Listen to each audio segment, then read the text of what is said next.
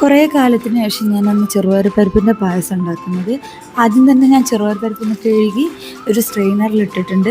ഇത് വറുത്തെടുത്തിട്ട് കഴുകിയാലും മതി കേട്ടോ. എന്നിട്ട് ഒരു ഉരുളി അടുപ്പത്ത് വെച്ചിട്ട് അതിലേക്ക് കുറച്ച് നെയ്യ് ഒഴിച്ച് അതൊന്ന് വറുത്തെടുക്കുക ചെയ്ത്. വറുത്ത പരിപ്പിലേക്ക് തിളച്ച വെള്ളം ഒഴിച്ച് പിന്നെ അതിൻ്റെ കൂടെ പാലും കൂടി ഒഴിച്ചിട്ട് ഒന്ന് കുക്കറിൽ 2-3 വിസിലടിച്ച് വേവിച്ചെടുക്കുന്നത്. 2-3 വിസിലടിച്ചപ്പോഴേക്ക് തന്നെ നന്നായിട്ട് വെന്തു. വീണ്ടും ഉരുളിയിലേക്ക് തന്നെ മാറ്റി എന്നിട്ട് കുറച്ച് ശർക്കര ഒരു പാത്രത്തിലെടുത്ത് കുറച്ച് വെള്ളം ഒഴിച്ച് അത് അടുപ്പത്ത് വെച്ചൊന്ന് ശർക്കര പാനിയാക്കിയിട്ട് അരിച്ചെടുക്കുക ചെയ്തത്. ആ ശർക്കര പാനി അതിലേക്ക് ഒഴിച്ച് നന്നായിട്ട് മിക്സ് ചെയ്ത് ബാക്കി കുറച്ചും കൂടി പാലൊഴിച്ച് നന്നായിട്ട് ഇളക്കി ഒന്നും കൂടി ഒന്ന് മിക്സ് ചെയ്തെടുക്കുക ചെയ്യുന്നത്. മധുരം ബാലൻസ് ചെയ്യാൻ കുറച്ച് ഉപ്പ് കൂടി ഇട്ട് കൊടുത്തിട്ടുണ്ട് ഞാൻ അതിലേക്ക്. അതിനുശേഷം ലാസ്റ്റിൽ ഞാൻ കുറച്ച് ഏലക്കായും കുത്തിയിട്ടിട്ടുണ്ട്. കുറച്ച് മിൽക്ക് മെയ്ഡ് ഒഴിച്ചിട്ടുണ്ട്.